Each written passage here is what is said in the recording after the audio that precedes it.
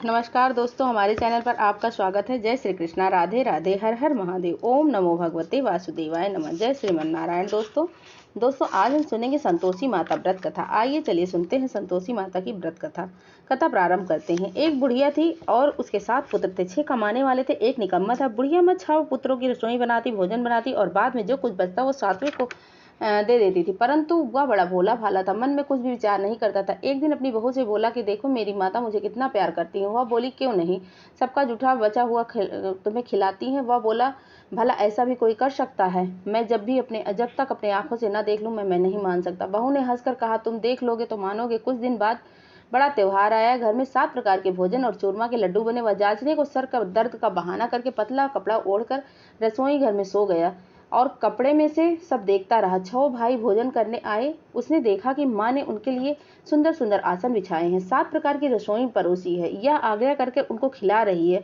वह देखता रहा। 6 भाई भोजन कर उठे तब माता ने उसकी जूठी थालियों में से लड्डुओं के टुकड़ों को उठाया और एक लड्डू बनाकर जूठन साफ कर बुढ़िया माँ ने पुकारा, उठो बेटा, 6 भाई तुम्हारे भोजन करके गए हैं, अब तू ही बाकी है, उठ जन्ना, कब खाएगा? वह कहने लगा, माँ मुझे भोजन नहीं करना, मैं परदेश जा रहा हूँ। माता ने कहा कल का जाता है तो आज ही चला जा। वह बोला हाँ हाँ आज ही जा रहा हूँ। यह कहकर वह घर से निकल जाता है। चलते समय बहू की याद आई तो वह गौशाला में गोबर समेट रही थी। वहां जाकर उससे बोला, दोहा हम जावे परदेश को, कुछ काल रहियो संतोष से, धर्म आपनो पाल। वह बोली, जाओ पिया आनंद से, हमरो सोच हटाए, राम भरोसे हम रहें, ईश्वर तुम्हें सहाय। देख निशानी आपनी, देख धरूं मैं धीर, सुध हमरी मति बिसारियो, राखियो मन गंभीर। वह बोला, मेरे पास तो कुछ नहीं है, यह अंगूठी है, तू रख ले और अपनी कुछ निशानी मुझे दे दे। वह बोली, मेरे पास क्या है, यह गोबर भरा हाथ है। यह कहकर उसने उसकी पीठ पर गोबर के हाथ को थाप दिया। वह चल गया। चलते चलते दूर देश तक पहुंचा। वहां पर एक साहूकार की दुकान थी। वहां जाकर कहने लगा, भाई मुझे नौकरी पर रख लो। साहूकार की जरूरत थी। बोला हाँ हाँ। लड़के ने पूरा पूछा कि तनख्वाह क्या दोगे? साहूकार ने कहा कि काम देखकर दाम देंगे। साहूकार के यहाँ नौकरी मिली। वह सवेरे 7 बजे से देर रात तक नौकरी करने लगा। कुछ दिनों में दुकान का सारा लेन देन, हिसाब किताब, ग्राहकों को माल बेचना, सारा काम करने लगा। साहूकार के पास 7-8 नौकर थे। वे सब चक्कर खाने लगे, यह तो बहुत होशियार बन रहा है। सेठ ने भी काम देखा और 3 महीने में आधे मुनाफे का साझेदार बना दिया और 12 वर्ष में ही नामी सेठ बन गया और माली सारा कारोबार छोड़कर बाहर चला गया। अब बहू पर क्या बीती।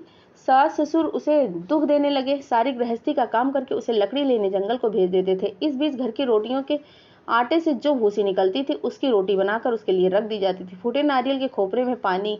इस तरह दिन बीतने लगे। एक दिन वह लकड़ी लेने जा रही थी कि रास्ते में बहुत सी स्त्रियां संतोषी माता का व्रत करती हुई दिखाई दे रही थी। वह खड़ी होकर कथा सुनकर बोली, बहनों तुम ये किस देवता की व्रत कर रही हो और इसको करने से क्या फल मिलता है? इस व्रत के करने से क्या विधि है? यदि तुम अपने व्रत की विधि मुझे भी समझा दोगी तो मैं भी तुम्हारा एहसान मानूंगी। तब उनमें से एक स्त्री बोली, सुनो, यह संतोषी माता का व्रत है। इसके करने से निर्धनता दरिद्रता का नाश होता है, लक्ष्मी आती है, मन की चिंताएं दूर होती हैं, घर में सुख होने से मन में प्रसन्नता और शांति मिलती है, निपुत्र को पुत्र मिलता है, प्रीतम बाहर गया हो तो जल्दी आवे, कुंवारी कन्याओं का मन प्रसन्न वर मिलता है, राज द्वारे में बहुत दिनों में मुकदमा चलता हो तो वह खत्म हो जाता है, सब तरह की सुख शांति हो, घर में सब धन जमा हो जाता है, पैसा जायदाद का लाभ होता है, रोग दूर हो जाते हैं और जो कुछ मन में कामना होती है वह संतोषी माता की कृपा से जरूर पूरी होती है, इसमें कोई संदेह नहीं है। वह पूछने लगी कि यह व्रत कैसे किया जाता है, यह हमें भी बताओ, बड़ी कृपा होगी। स्त्री कहने लगी, 1.25 रुपए का गुड़ चना लेकर, इच्छा हो तो 5.25 रुपए का ले लो, 11.25 रुपए की सहूलियत लेना चाहिए। परेशानी श्रद्धा और प्रेम से जितना बन सके मंगवा लेना। रुपए से 5.25 रुपए तथा इनमें से ज़्यादा भक्ति अनुसार ले। हर शुक्रवार को निराहार रहकर कथा कहना सुनना, इसके बीच क्रम टूटे नहीं, लगातार नियम पालन करना। सुनने वाला कोई न मिले तो घी का दीपक जलाकर उसके आगे जल के पात्र को रखकर कथा कहना और परंतु नियम न टूटे।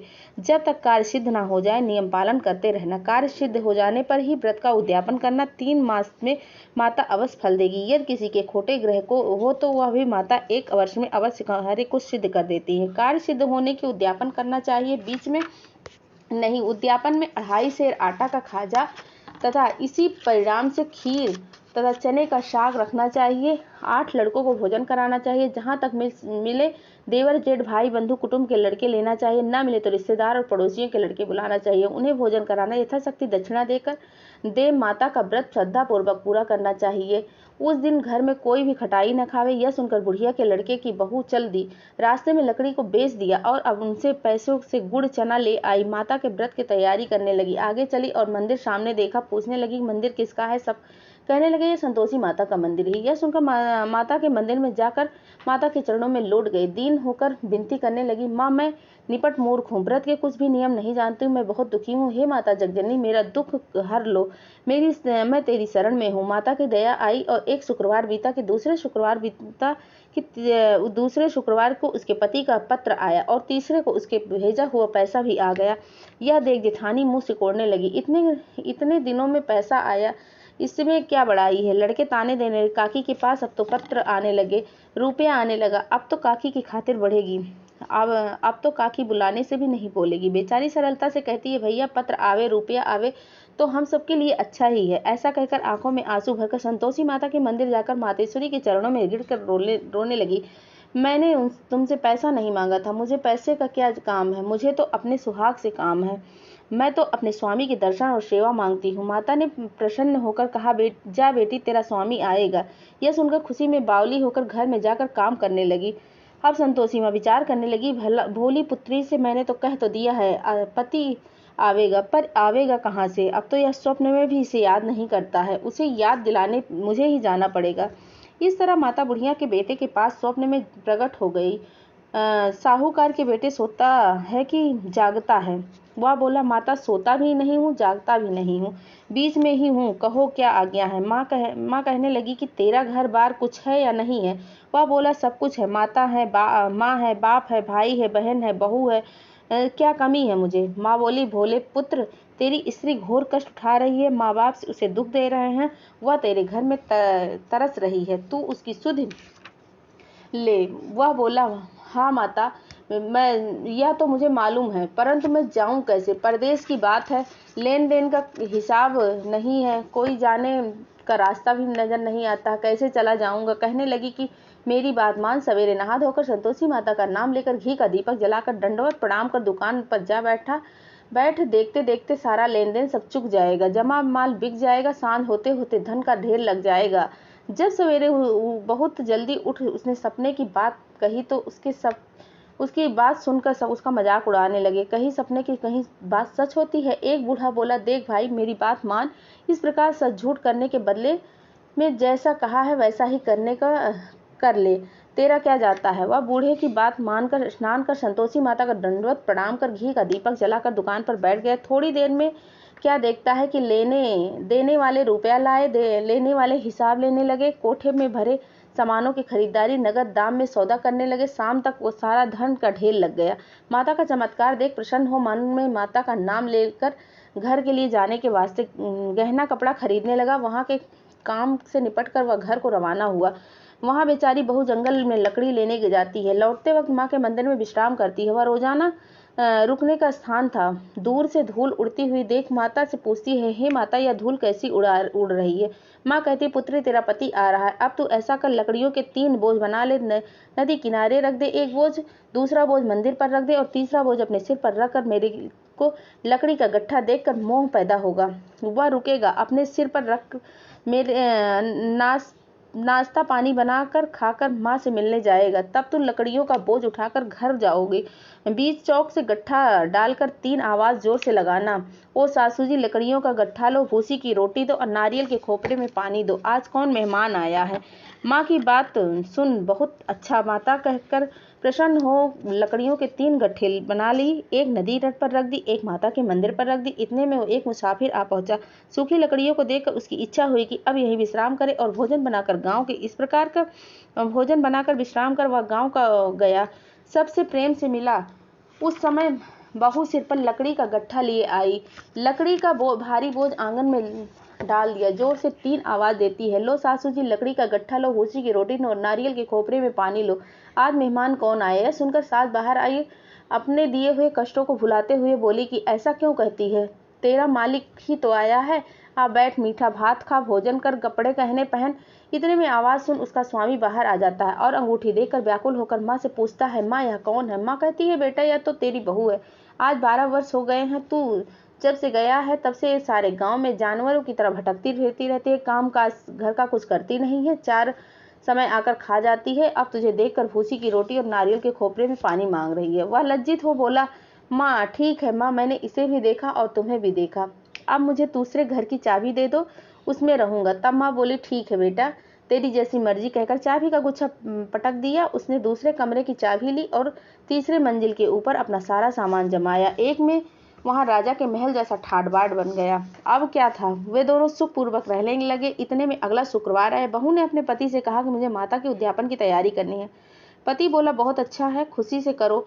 वह तुरंत ही उद्यापन की तैयारी करने लगा। जेठ के लड़के को भोजन के लिए कहने लगा। उसने कहा कि परंतु पीछे जेठानी अपने बच्चे को सिखाने लगी कि भोजन के समय सब लोग खटाई मांगना, जिससे उसका उद्यापन पूरा न हो सके। लड़के जमीन जिमाने आए, खीर पेट भरकर खाई, परंतु याद आते ही कहने लगे कि हमें कुछ खटाई दो, खीर खाना है, हमें भात नहीं, हमें भाता नहीं है। देखकर अरुचि होती है। बहू कहने लगी कि खटाई किसी को भी नहीं दी जाएगी, यह तो संतोषी माता का प्रसाद है। लड़के तुरंत उठ खड़े हुए, बोले कि पैसा लाओ। भोली माँ, भोली बहू व्रत की विधि कुछ जानती नहीं थी, सो वह उन्हें पैसे दे दिए। लड़के उसी समय जाकर इमली लाए और यह देखकर बहू पर माता ने कोप किया। राजा के दूत उसके पति को पकड़ कर ले गए। अब सब मालूम पड़ जाएगा जब जेल की हवा खाएंगे। बहू से यह वचन सहन नहीं हुआ। वह रोती रोती माता के मंदिर में गई। हे माता, तुमने यह क्या किया? हंसाकर अब रुलाने लगी। माता बोली, पुत्री, उद्यापन करके मेरा व्रत भंग किया है। इतनी जल्दी सब बातें भूल गई। वह कहने लगी, माता भूली तो नहीं हूँ, ना कुछ अपराध किया है क्या? मुझे तो उन लड़कों ने भूल में डाल दिया, मैंने भूल से उन्हें पैसे दे दिए, मुझे क्षमा कर दो। माँ बोली, ऐसी भी कभी भूल मत करना। वह बोली कि माँ मुझे माफ़ कर दो, मैं फिर तुम्हारा उद्यापन करूँगी। माँ बोली, अब भूल मत करना। वह बोली, हाँ अब न होगी। माँ बतलाओ वह कैसे आवेंगे? माँ बोली, जा पुत्री, तेरा पति तुझे रास्ते में ही मिलेगा। वह घर को चली। राह में पति आता हुआ दिखा। उसने पूछा, तुम कहाँ गए थे? तब वह कहने लगा कि इतना धन कमाया है, उसका टैक्स राजा के यहाँ भरने गया था। वह प्रसन्न होकर बोली, भला हुआ, अब घर चलो। कुछ दिन बाद शुक्रवार आया। वह बोली, मुझे माता का उद्यापन करना। पति ने कहा, अवश्य करो। वह फिर जेठ के लड़कों से भोजन को कहने लगी। जेठानी ने 1-2 बातें सुनाई और लड़कों को सिखा दिया कि तुम पहले ही की तरह खटाई मांगना। लड़के कहने लगे, हमें खीर खाना नहीं भाता, हाँ जी बिगड़ता है, कुछ खटाई खाने को दे दो। वह बोली, खटाई खाने को नहीं मिलेगा, आना हो तो आओ। वह ब्राह्मणों के लड़कों को बुलाकर भोजन करवाने लगी। यथाशक्ति दक्षिणा की जगह एक फल उन्हें दिया। इससे संतोषी माता प्रसन्न हुई। माता की कृपा से होते ही उन्हें 9वें मास चंद्रमा के समान सुंदर पुत्र प्राप्त हुआ। पुत्र को लेकर प्रतिदिन माता जी के मंदिर जाने लगी। माँ ने सोचा कि यह रोज रोज आती है, आज मैं इसके घर जाऊंगी, इसका आसरा देखूं तो सही क्या विचार है। माता ने भयानक रूप बनाकर गुड़ और चने से सना ऊपर सूंड से के समान ओट पर मधुमक्खियों भिन भिन कर रही थी। दहलीज के पांव रखते हुए उसकी साथ चिल्लाई, देखो कौन सी चुड़ैल डाकिन आ रही है, लड़कों इसको भगाओ नहीं तो किसी को खा जाएगी। लड़के डरने लगे और चिल्लाकर खिड़की बंद करने लगे। बहू रोशनदान में से देख रही थी। प्रसन्नता से पगली होकर चिल्लाने लगी, आज मेरी माता जी मेरे घर आई हैं। यह कहकर बच्चे को दूध पिलाने से हटाती हुई इतने में सास को क्रोध फूट पड़ा। बोली, इसे देखकर कैसी उतावली हुई वो, जो बच्चे को पटक दिया इसने। इतने में माँ का प्रताप से जहाँ देखो वहीं लड़के ही लड़के नजर आने लगे। वह बोली, माँ जी, मैं जिनका व्रत करती हूँ वह वही संतोषी माता है। इतना कहकर झट से सारे घर के किवाड़ खोल दी। सबने माता के चरण पकड़ लिए और विनती कर कहने लगे, हे माता, हम मूर्ख हैं, हम अज्ञानी हैं, पापी हैं, तुम्हारे व्रत की विधि हम नहीं जानते, तुम्हारा व्रत भंग कर हमने बहुत बड़ा अपराध किया है। हे माता, आप हमारा अपराध क्षमा करो। इस प्रकार माता प्रसन्न हुई। माता ने बहू को जैसा दिया वैसा सबको देना। जय संतोषी माता की।